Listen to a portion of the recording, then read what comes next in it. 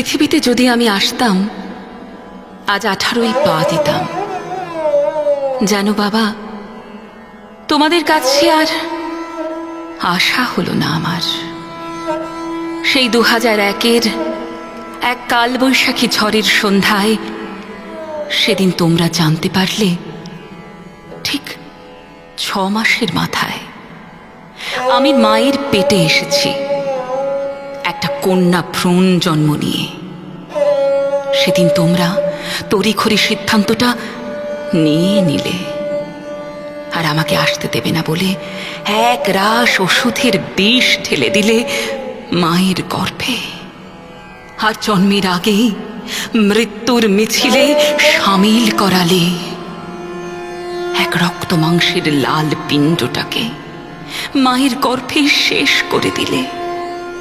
আর আমার ইচ্ছেগুলোকে থেতলে দিয়ে ধুলোয় মিশিয়ে দিলে, চুরমার করে দিলে মানুষ হয়ে জন্ম নেবার এক সুন্দর পৃথিবীতে আসার সুযোগ।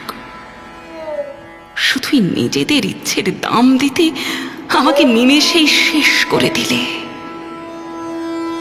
জানো বাবা, সেদিন আমি কি নিদারুণ যন্ত্রণায় ছটপট করে গেছি। ঘুটঘুটে অন্ধকারে মায়ের গর্ভে থেকেছি বলে কান্নার শব্দটা শুনতে পারোনি। বাইরের আলো কপালে ঠিকরে আসেনি।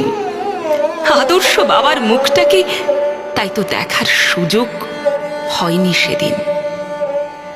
মা সেদিন প্রতিবাদ করেনি, প্রতিবাদের ভাষাও হয়তো খুঁজে পায়নি।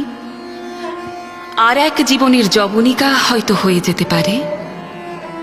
তাই উন্মাদ পুরুষের কাছে মাথা হেঁট করে বিচার তাই চাইনি।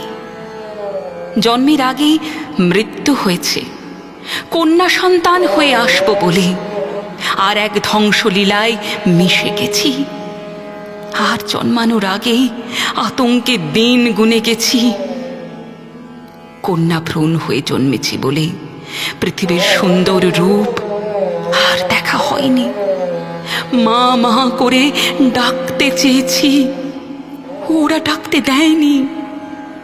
আমার কষ্টটা আসলে কেউ বুঝতে চায়নি।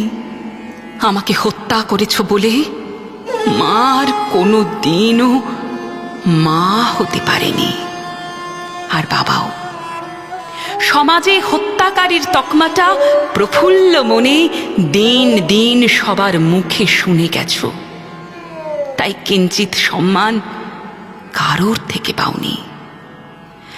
আমার আশা হলো না বলে আমার কচি হাত ধরে আদর করতে পারোনি।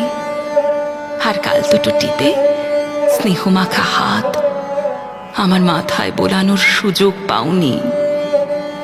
আজ ঘুণ ধরা সমাজের চেতনা ফিরেছে, দিকে দিকে বিদ্রোহের ডাক উঠেছে।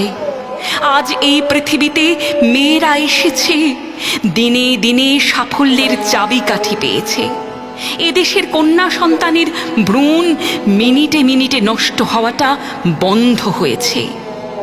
এই দেশের কোনায় কোনায় নারীরা নিজেদের মেরুদণ্ডটা সোজা করে চলতে শিখেছে।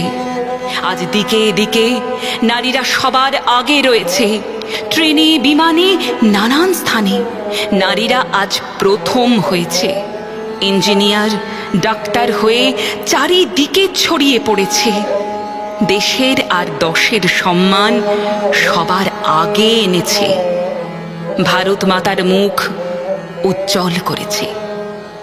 তাই আজ সবাই মাথা হেঁট করে নিজেদের অন্যায় এক বাক্যে স্বীকার করেছে। আজ সবাই দেশের সব মেয়েদের পাশে বিপদে আপদে দাঁড়িয়েছে। মেয়েরা আজ স্বাধীন হয়েছে।